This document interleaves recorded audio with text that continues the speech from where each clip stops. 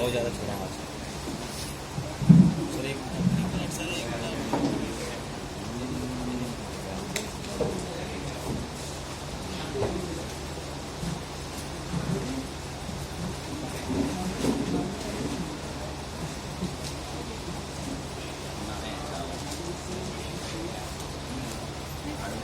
ये हमारे सामने मैंने कुछ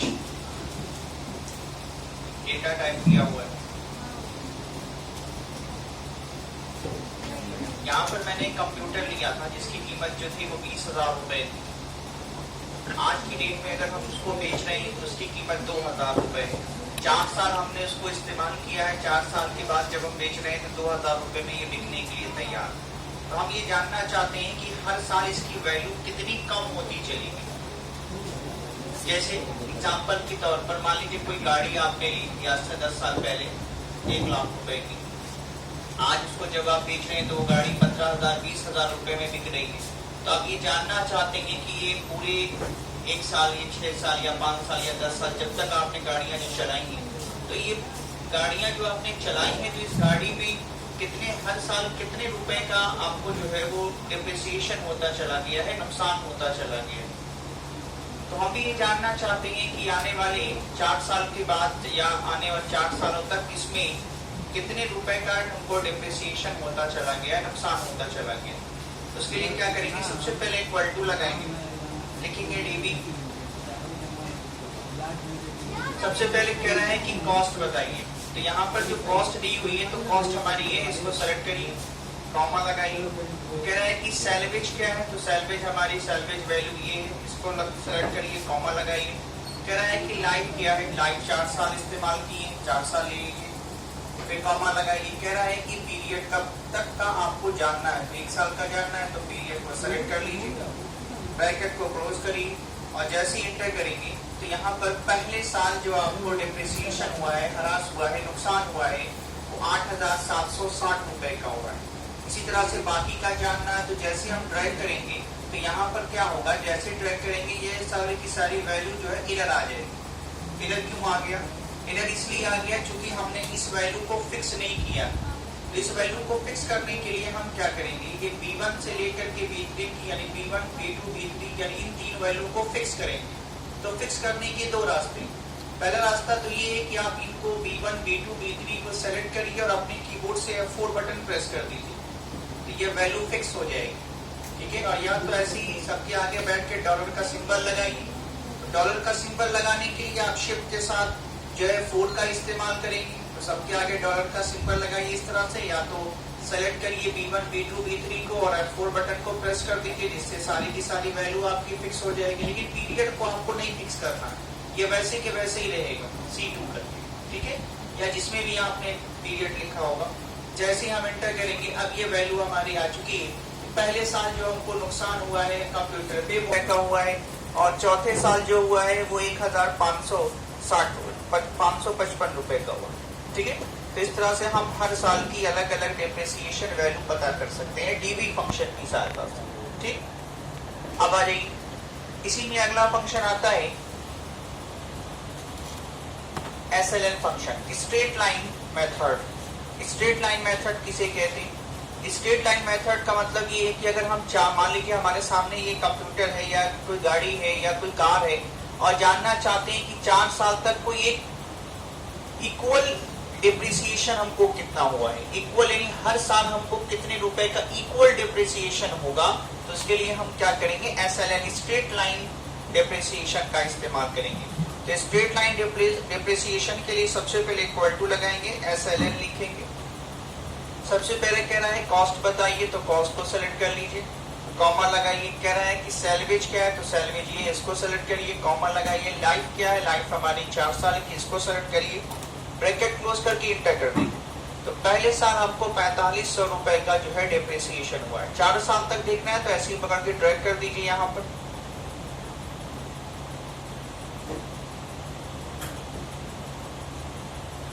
इसको फिक्स करना पड़ेगा, इसको भी फिक्स कर लीजिए F4 बटन प्रेस करके, और इसको भी ड्रैग कर लीजिए इस तरह से। तो हर साल यहाँ पर जो है 4500 रुपए का 4 साल तक इक्वल डिप्रिसिएशन आपको पता चल जाएगा। ठीक, फिर आ जाइए अगला फंक्शन क्या था, प्रीएम्प्टिव फंक्शन। मान लीजिए हमने कोई कार ली है, हमने कोई घर लिया हुआ है, हमने कोई लोन लिया हुआ है किसी भी तरह का।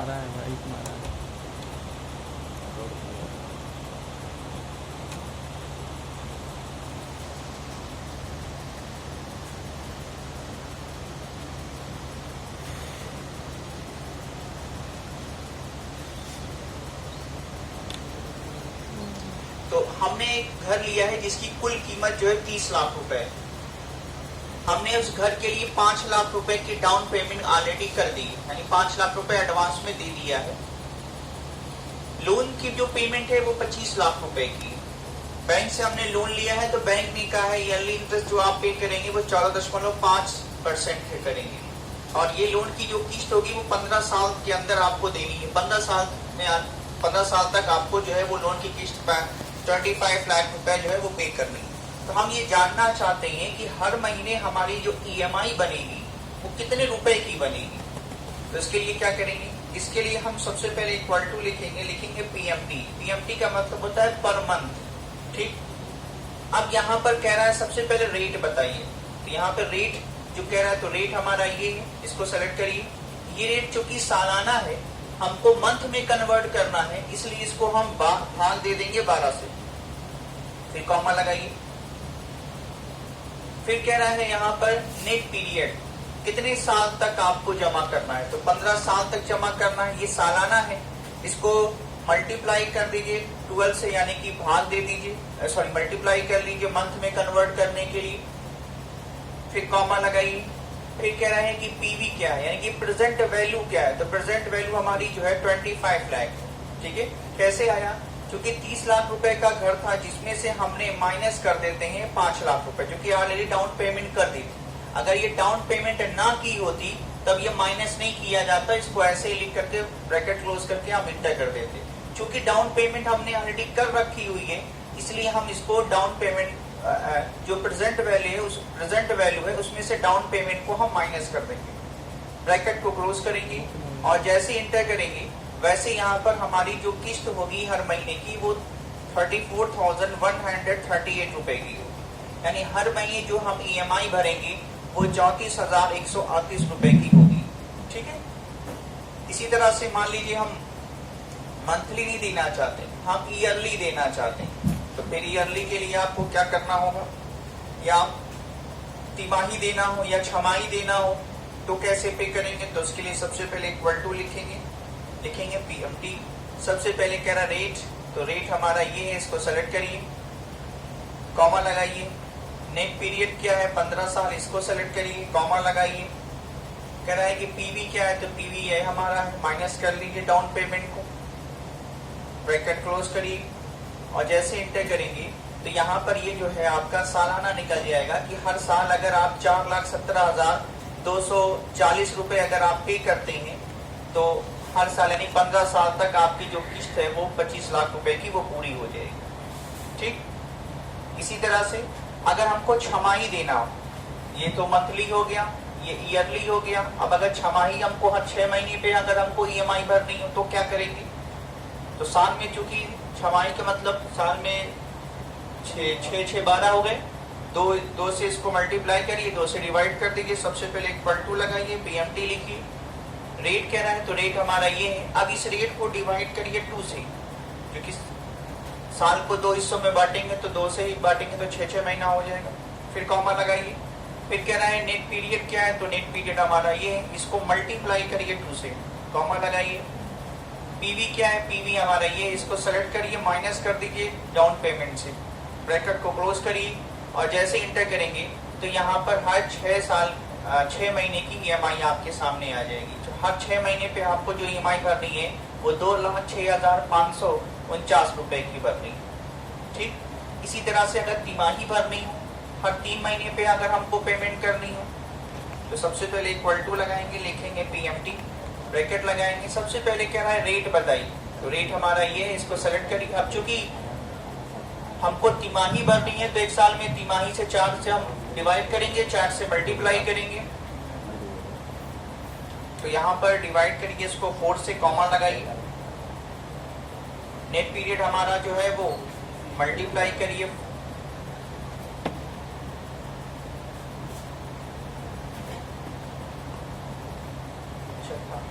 इसको मल्टीप्लाई करिए 4 से, फिर कॉमा लगाइए।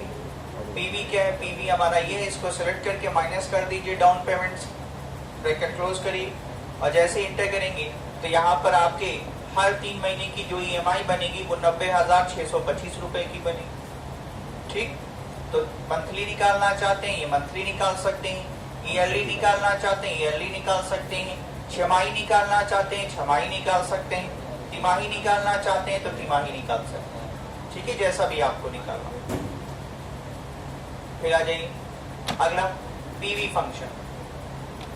अगर हमको मान लीजिए ईएमआई पता हो, डाउन पेमेंट पता, हमको ईएमआई, हमारी ईएमआई हमको मालूम हो, और हमको ईयरली रेट मालूम हो, नेट पीरियड मालूम हो, और उस आधार पर हमको प्रेजेंट वैल्यू जाननी है, तो इसके लिए हम क्या करेंगे, इसके लिए हम पीवी फंक्शन इस्तेमाल करेंगे। सबसे पहले इक्वल टू लगाएंगे, लिखेंगे पीवी। सबसे पहले कह रहा है रेट बताइए, तो रेट हमारा ये है, इसको सेलेक्ट करिए, वही काम करिए 12 से, इसको क्योंकि मंथली में चाहिए तो आप 12 से डिवाइड करिए, कॉमा लगाइए। नेट पीरियड हमारा ये है, इसको सेलेक्ट करिए, मल्टीप्लाई करिए 12 से, कॉमा लगाइए। कह रहा है कि पीएमटी क्या है, तो पीएमटी हमने ये निकाला, आपको मंथली हमने निकाली, तो मंथली वाले को सेलेक्ट कर लीजिए, ब्रैकेट क्लोज कर लीजिए, और इस आधार पर अगर हमको प्रेजेंट वैल्यू जाननी है, यानी ये वाली वैल्यू जाननी है, तो जैसे ही हम इंटर करेंगे वैसे ही यहाँ पे 25 लाख का अमाउंट आ जाएगा। ठीक, तो अगर हमको पीएमटी मालूम हो, नेट पीरियड मालूम हो, इंटरेस्ट रेट मालूम हो, और इस आधार पर हमको प्रेजेंट वैल्यू जाननी हो, तो इसके लिए हम क्या करेंगे, पीवी फंक्शन का इस्तेमाल करेंगे। ठीक है, फिर आ जाइए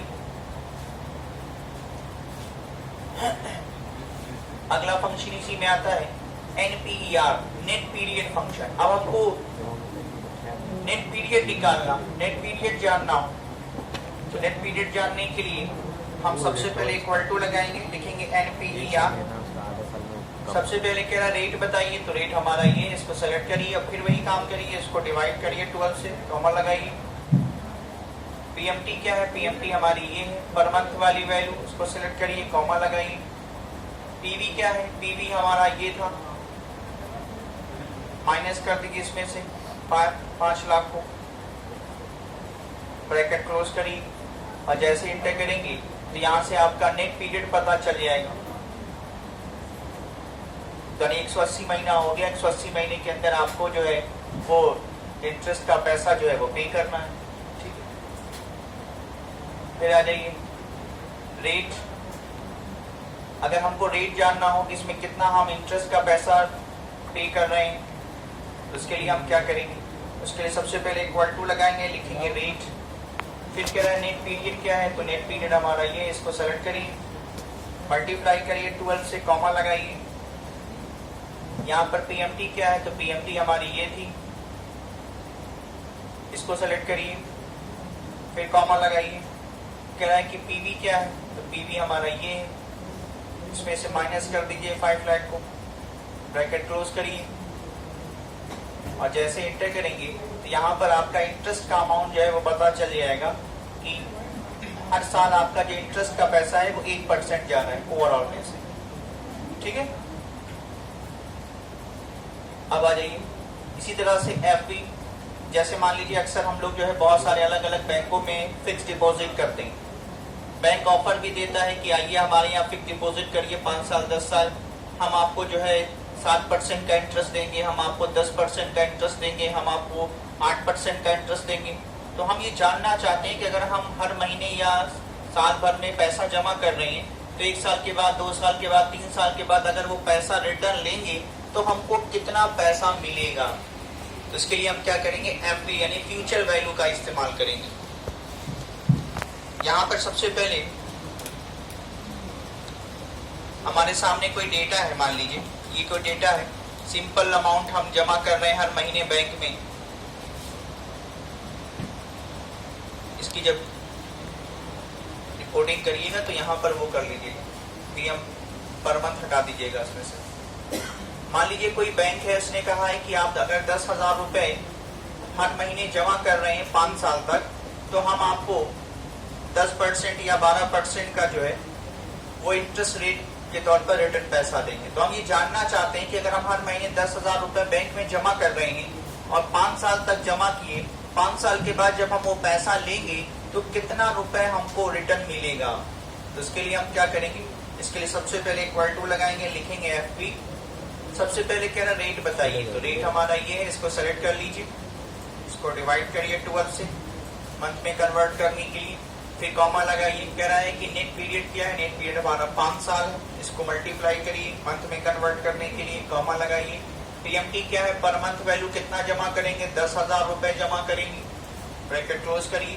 और जैसे ही हम इंटर करेंगे वैसे हमको पता चल जाएगा कि अगर हम हर महीने 10,000 रुपए जमा कर रहे हैं 5 साल तक, हम 5 साल के बाद जो पैसा लेना चाहते हैं तो 12% इंटरेस्ट के साथ जब बैंक पैसा रिटर्न करेगा तो 8,16,697 रुपए हमको वो रिटर्न करेगा। ठीक है,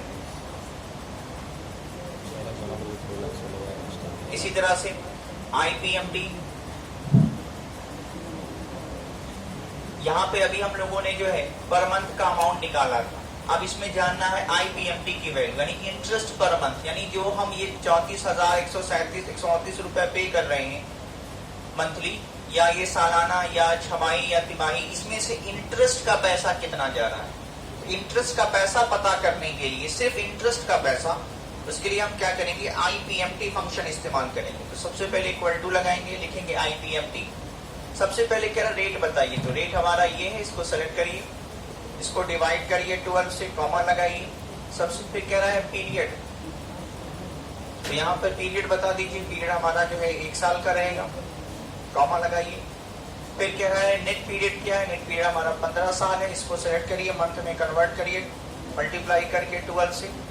फिर कह रहा है कि आपका PV कितना है, तो PV हमारा है ये, माइनस करिए इसको 5 लाख को। हम चाहते तो इसको भी ले सकते थे, लेकिन इसको डायरेक्ट लिखा गया, माइनस करके नहीं लिखा गया। ठीक है, आपको अगर लिखना होगा तो माइनस करके इसको लिखिएगा जब, तब आप इसका इस्तेमाल कर सकते हैं। ठीक है, ब्रैकेट क्लोज करिए और जैसे इंटर करेंगे तो पता ये चला कि ये जो हमारी पर मंथ की EMI है, इसमें इंटरेस्ट का सिर्फ पैसा जो है वो 30,208 रुपए जा रहा है, सिर्फ इंटरेस्ट का पैसा। ठीक है, चूंकि इंटरेस्ट रेट बहुत ज्यादा है इसलिए इंटरेस्ट का अमाउंट भी ज्यादा है। ठीक है, इसी तरह से अगर हमको जानना है PPMT, यानी कि पर मंथ अमाउंट कितना ले रहे हैं, प्रिंसिपल अमाउंट कितना हमारा है, तो प्रिंसिपल अमाउंट पता करने के लिए, जानने के लिए,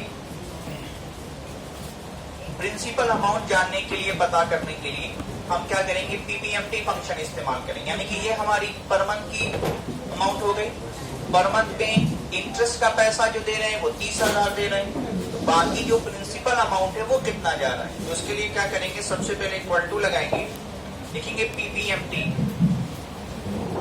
फिर यहाँ पर भी सबसे पहले कह रहा है रेट बताइए, तो रेट हमारा ये है, इसको सेलेक्ट करिए, डिवाइड करिए 12 से मंथ में कन्वर्ट करने के लिए। फिर कह रहा है पीरियड कब तक का आपको जानना है, 1 साल का जानना है, कॉमा लगाइए।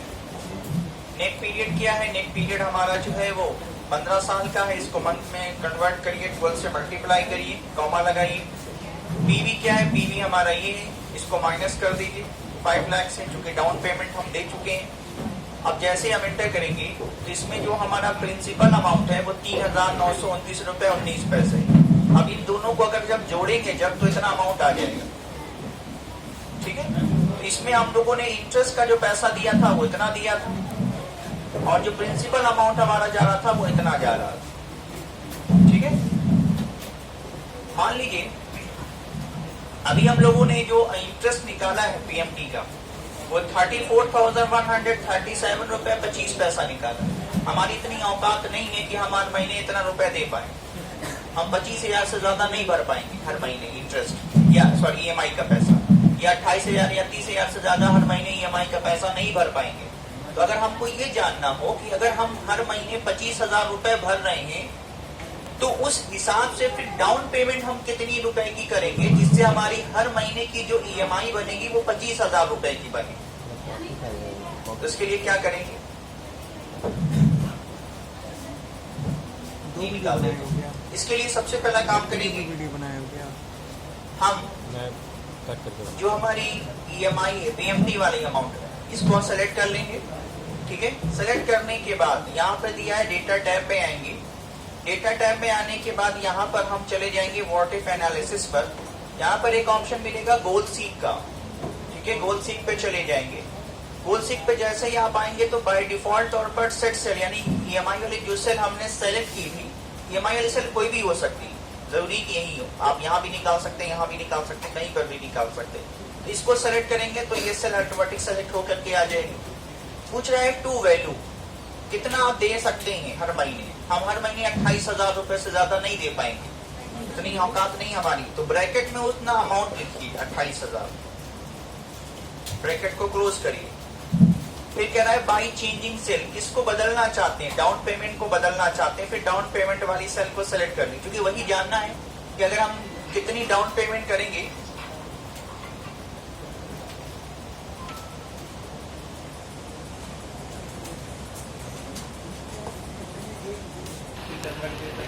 जैसे बाई चेंजिंग सेल वाली सेल को हम सेलेक्ट करेंगे डाउन पेमेंट वाली और ओके करेंगे, वैसे ही अमाउंट हमारा चेंज हो जाएगा। तो अगर हम हर महीने 28,000 रुपए दे रहे हैं, उस हिसाब से हमारी जो डाउन पेमेंट होगी वो 9,49,470 रुपए की हो। अगर हम हर मतलब डाउन पेमेंट 9,49,770 रुपए भरते हैं, तब उस हिसाब से हमारी जो हर महीने की EMI बनेगी वो 28,000 रुपए बनेगी। ठीक, इतना कर लीजिए पहले। महीना